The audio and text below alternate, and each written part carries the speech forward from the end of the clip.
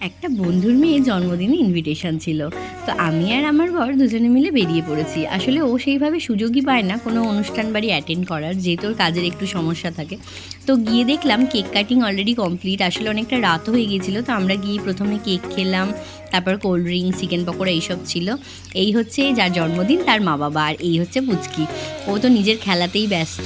Cake কাটাও হয়ে গেছে, অনেকটা রাত হয়ে গেছে। তারপরে এবারে আমরা যারা বন্ধুরা ছিলাম সবাই মিলে তো সুযোগ পাই না সেই রকমভাবে, এই কোনো অনুষ্ঠান হলেই আমরা সুযোগ পাই। সবাই যে যার সংসার, যে যার কাজ নিয়ে ব্যস্ত।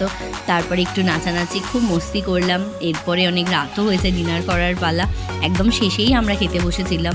মেনুতে ছিল fish chop, kachori, chana masala, fried rice আর চিকেন। তারপরে এই যে এরাও খেতে বসে গিয়েছে, সবাই মিলে একসাথে ফিরবো বলে একটু ওয়েট করছিলাম। তারপরে একটু আড্ডা মারলাম, সবাই মিলে একটু গল্প টল্প করে এবারে বাড়ি আসার পালা। সবাইকে টাটা করে এবারে বাড়ির দিকে যাব। এরকম সুযোগ আবার ওয়েট করি আমরা যে কখন পাবো আর কি এরকম একসাথে হওয়ার।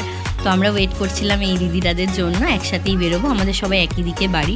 তারপরে দিদিরাকে বললাম একটু ভিডিও করে দিতে। আসলে এরকম সুযোগ খুব কমই পাই, বিয়ের পর থেকে তো হয়েই ওঠে না দুজনের একসাথে বেরোনো। তো যেহেতু সুযোগ পেলাম তো ওই জন্য দিদিকে বললাম একটুখানি ভিডিও করে দাও। তো ভালোই কাটলো আজকের রাতটা।